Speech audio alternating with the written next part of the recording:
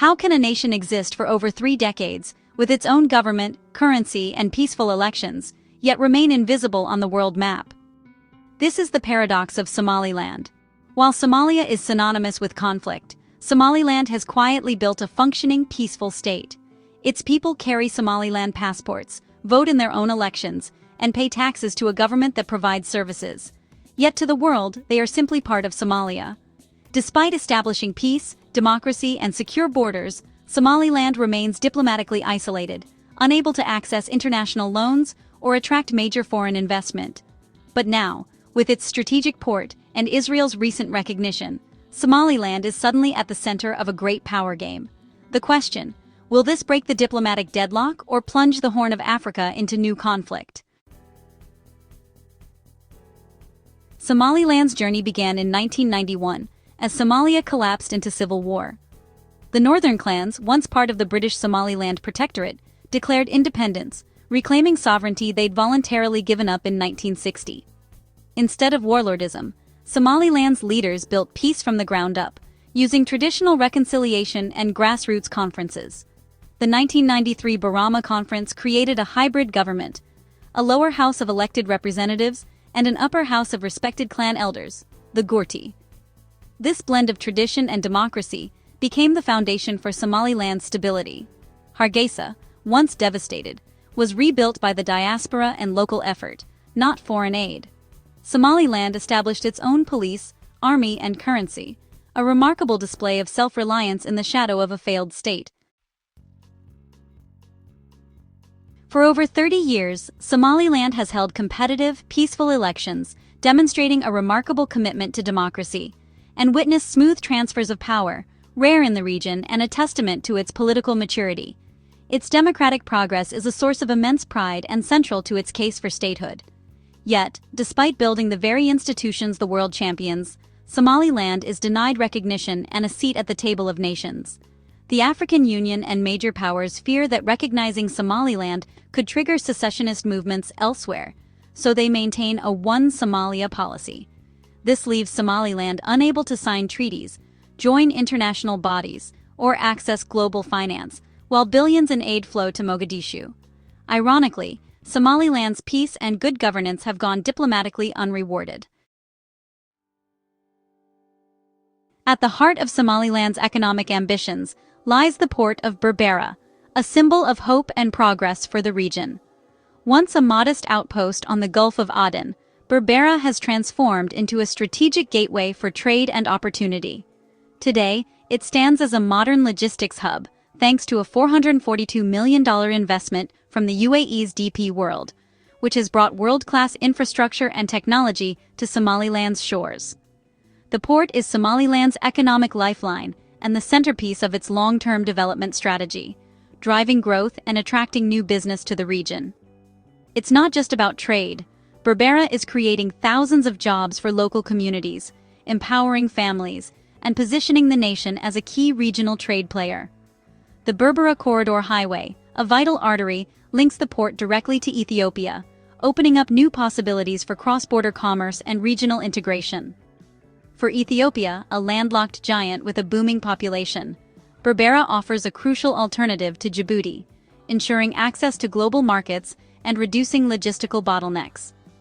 For Ethiopia, Berbera is more than just a port. It's a matter of national security and economic resilience, providing a backup route for vital imports and exports.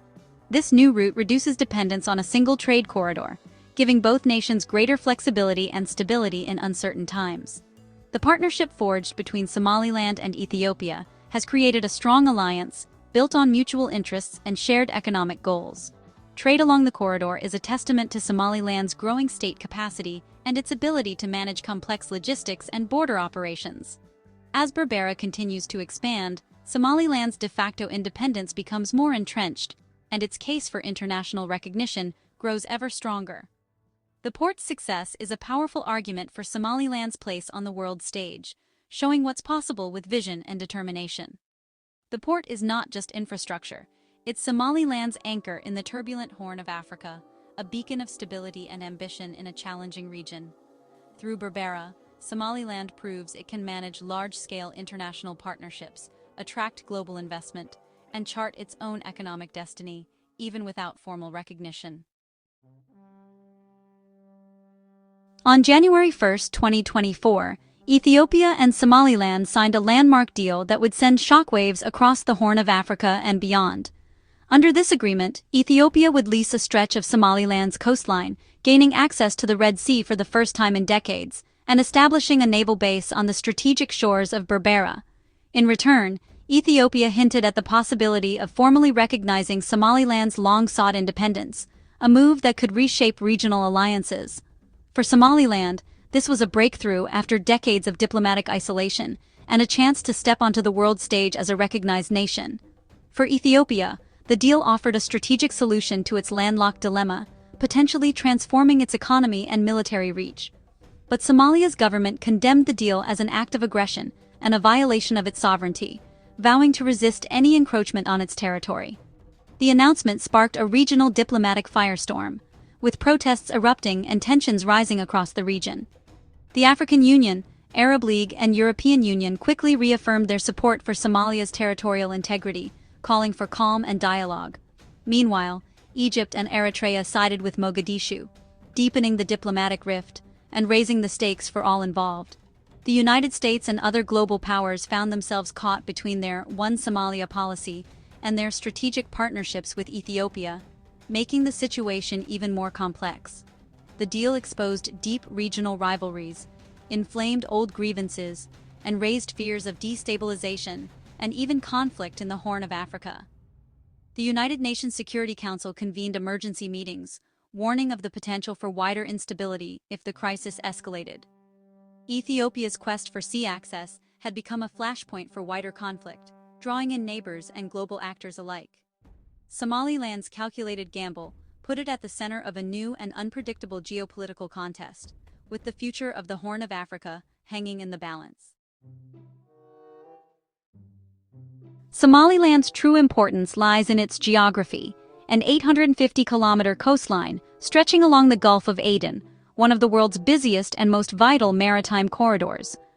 This long, unbroken shoreline gives Somaliland a commanding presence over a region that connects the Indian Ocean to the Red Sea, making it a natural gateway for international shipping and commerce.